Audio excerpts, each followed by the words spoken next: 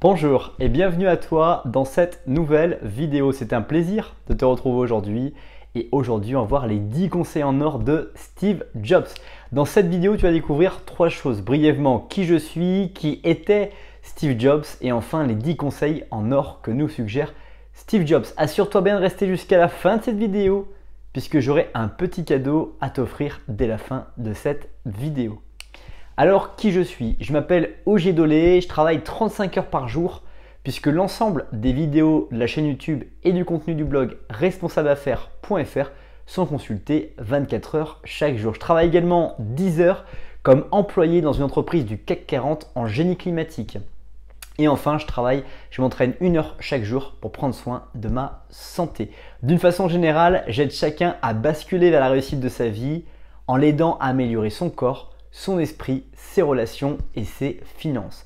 Je t'invite dès maintenant à t'abonner à la chaîne YouTube pour ne pas rater les prochaines vidéos et redécouvrir les vidéos les plus populaires.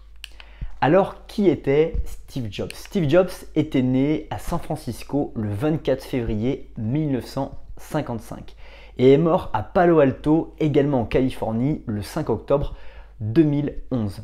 C'est un entrepreneur et inventeur américain. Il a été notamment l'une des figures majeures de l'électronique grand public avec Bill Gates. Il a travaillé autour de ce principe que Bill Gates également a développé, qui est l'ordinateur personnel, le baladeur numérique, le smartphone, la tablette tactile, et il a notamment aussi dirigé les studios Pixar, images tridimensionnelles de synthèse. Donc il a développé cette technologie digitale pour pouvoir faire des dessins animés, des structures animées pour justement atteindre les publics des enfants et avoir ce côté, on va dire, digital et plaisir dans la vie de tous les jours.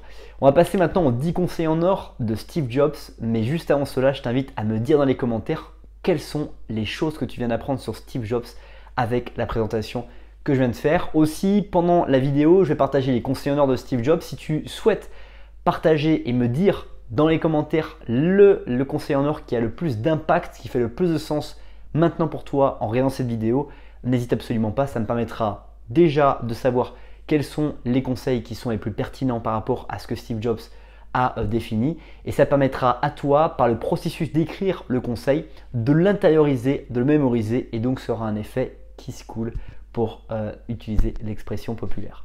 Le premier conseil en or de Steve Jobs, c'est ne vis pas une vie limitée.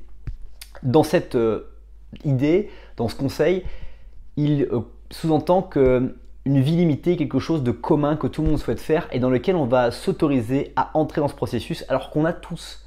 Et tu as des rêves que personne ou qui ne sont pas communs finalement par rapport aux autres et que tu ne vas pas vouloir spécialement mettre en pratique parce que quand tu vas te comparer aux autres, tu vas te dire oui mais ce que je suis en train de faire est différent et pourquoi finalement je devrais être différent? C'est la première question qu'on peut se poser dans une vie, mais ce que je t'invite vraiment à faire, c'est de vouloir développer des choses, de vouloir faire des projets, de vouloir vite agir. Avoir peut-être des défaites, peut-être rater des choses, mais avoir agi va te donner une expérience qui te permettra de mieux faire la prochaine fois et donc de capitaliser, ce qui est l'une des meilleures choses que tu puisses faire, de capitaliser des expériences diverses et des choses peu communes. Deuxième conseil en or, c'est avoir de la passion.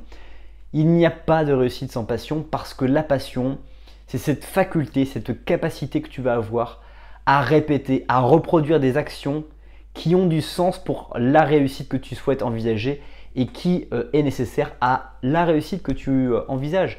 Quand on a de la passion, on est capable de pouvoir faire des choses régulièrement. Quand on aime par exemple les jeux vidéo, on va être capable de pouvoir jouer régulièrement. Quand on aime faire du sport, on va être capable de pouvoir aller faire du sport après une journée de travail même si on est fatigué. Quand on aime sa compagne ou son partenaire de vie, on va être capable de pouvoir aller à un spectacle, sortir, rigoler, faire un geste de plus, un effort de plus que nous n'aurions pas fait si nous n'avions pas été passionnés pour cette chose que nous envisageons.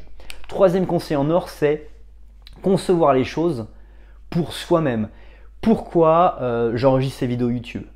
J'enregistre ces vidéos YouTube parce que j'aurais adoré avoir des vidéos régulièrement sur des contenus qui peuvent m'inspirer, qui peuvent me permettre de me sentir beaucoup plus voilà, confiant, qui par les partages qui sont faits vont me dire voilà, tiens, ça Ogier, il faut que tu appliques, ça Ogier, c'est important pour toi, ça Ogier, tu en as besoin un jour dans ta vie, et avoir des vidéos qui vont avoir du sens. C'est pour ça que je fais ces vidéos, c'est avant tout, je les conçois pour moi-même, mais je sais aussi que ça a un impact sur toi et c'est pour cette raison que tu es aussi devant cette vidéo. Quatrième conseil en or, c'est ne vendre pas de la merde. Ne vends pas de la merde parce que déjà, c'est que tu n'as pas fait cette chose pour toi-même. Vends des choses de qualité, des choses que tu estimes énormément et des choses qui finalement vont avoir un impact parce que justement, c'est quelque chose que tu as conçu pour toi-même et qui pour toi a tellement de sens qu'il est normal pour les autres que ça aura du sens au moment où ils vont l'acheter. Et donc, ne dégrade pas la qualité au prétexte que ce soit trop cher ou pas assez cher, mais utilise toujours la qualité par rapport à ce que tu aurais voulu comme qualité au moment où tu as fait les choses, avec les moyens que tu avais au moment où tu as fait les choses. Cinquième conseil en or, c'est construire une belle équipe. Il n'y a pas de réussite seule et il faut s'entourer de personnes. Quand tu es propriétaire d'entreprise, tu vas devoir travailler avec des personnes, développer des choses, développer du marketing avec des personnes beaucoup plus compétentes ou en tout cas qui ont plus de compétences à jour que toi tu ne les as, développer la comptabilité, savoir comment justement gérer ta comptabilité, tes flux de trésorerie avant impôt, les résultats opérationnels, les résultats qui vont être financiers et puis les résultats exceptionnels pour pouvoir justement avant impôt savoir comment développer tout ça. Il va falloir aussi que tu t'entoures de personnes qui sont spécialisées en ressources humaines éventuellement par rapport à tes conseils, par rapport à la structure de rémunération de l'entreprise, par rapport à ce qui existe sur le marché, etc. T'entourer également de très bons vendeurs qui vont permettre de financer toutes ces structures et permettre à l'entreprise de progresser, d'évoluer, d'avancer avec justement des bons vendeurs, des bons commerciaux qui vont savoir vendre les prestations, les produits à la hauteur de ce qu'ils représentent et qu'ils sont dans leur qualité intrinsèque. Et puis après, il faut aussi des personnes qui vont accomplir la vente, qui vont développer, produire, réaliser les choses qui ont été vendues. Donc tout cet écosystème est très important et j'oublie certainement au moment d'improvisation de cette vidéo certains aspects qu'il faut pour développer une équipe. Ça veut dire que tu n'es pas forcément obligé de connaître toutes les compétences. Tu peux connaître les principes et après mettre en place des personnes qui ont des connaissances, des compétences très à jour sur le domaine et qui vont te permettre de justement atteindre ce rêve et construire cette équipe qui va te permettre d'avancer, développer ton entreprise. Sixième conseil en or, c'est ne le fais pas pour l'argent. Quand tu conçois des produits pour toi, quand tu conçois des choses, ne le fais pas pour l'argent, mais le fais pour la passion. C'est ce qu'on a vu. Plus tu vas être passionné, plus ça va se ressentir dans les choses que tu vas produire et plus derrière, les gens vont être motivés, stimulés pour aller plus loin et éventuellement acheter des produits, régulièrement penser à toi dans les situations parce qu'ils sauront que tu es la personne qui saura gérer la situation qu'ils envisagent ou qu'ils rencontrent. Septième conseil en or, c'est être fier de tes produits.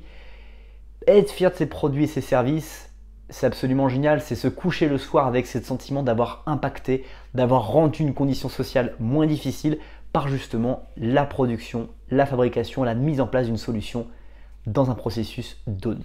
Huitième conseil en or, c'est de construire autour des clients. Des fois, les entreprises qui vont perdre finalement cette visibilité que c'est le client qui fait fonctionner l'entreprise.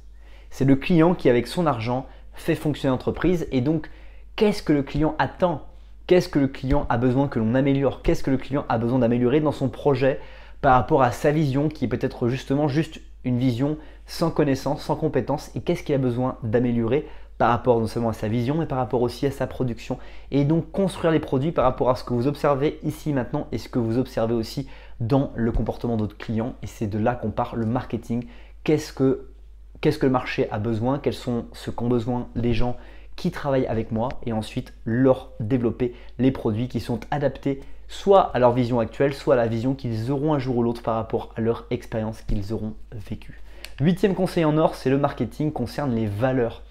Faire du marketing, observer ce que réalisent les autres, mettre en place une stratégie pour développer un produit ou un service et d'ailleurs le mettre en valeur pour que ce produit ou ce service soit commercialisé, acheté par les prospects et les clients, c'est finalement comprendre les valeurs. Pourquoi quelqu'un va-t-il vouloir dépenser des millions d'euros pour avoir un bâtiment entièrement digitalisé, décarbonisé et avec une production d'énergie décentralisée d'autres productions et de finalement avoir une production d'énergie qui soit exactement égale à ses besoins en instantané et avoir justement cette conscience digitale de tout ça.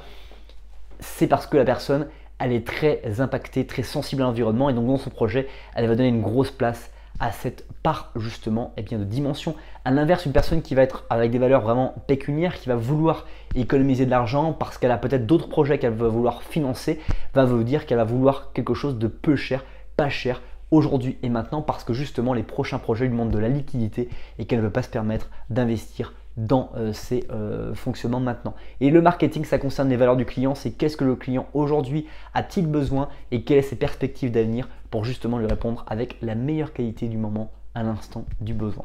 Enfin, dixième et dernier conseil en or de Steve Jobs, c'est rester affamé, rester insensé. C'est non seulement la dernière conférence à Stanford que je te mettrai dans la description de Steve Jobs où justement il précise cette phrase d'un des livres qu'il lisait quand il était enfant et à la dernière édition quand le livre a terminé, qu'ils ont arrêté de le publier, de le fabriquer, ils ont dit restez affamé, restez insensé. Rester affamé dans le sens d'apprendre toujours de nouvelles compétences, de nouvelles connaissances, de se développer, de lire des choses. Il y a notamment les rubriques, les livres pour les nuls qui sont très bien. On va pouvoir apprendre un nouveau domaine qu'on ne connaît pas. On peut être attiré par quelque chose, se mettre à le lire, même si ça peut nous effrayer de lire les choses sur la méditation, ça peut nous effrayer de lire des choses sur la sophrologie. Mais on s'y intéresse, on développe des connaissances, des compétences, on est affamé et on reste insensé. Ça veut dire pourquoi ça n'a pas de sens de faire ça? Pourquoi ça n'a pas de sens finalement vouloir dépenser des milliers d'euros à faire de la publicité sur les panneaux d'affichage alors qu'on peut les faire sur internet beaucoup moins cher et avec beaucoup plus d'impact, rentabilité. Pourquoi? Et donc rester insensé, c'est remettre en question les choses que l'on rencontre dans sa vie pour justement favoriser un meilleur futur et améliorer les choses. C'est déjà la fin de cette vidéo. Merci beaucoup pour le temps que tu as consacré à regarder cette nouvelle vidéo. Si ce n'est pas encore fait, je t'invite à télécharger gratuitement mon cadeau qui se trouve dans la description de cette vidéo. Je te laisse t'y rendre et je te souhaite de passer une très bonne suite de journée. Bye bye.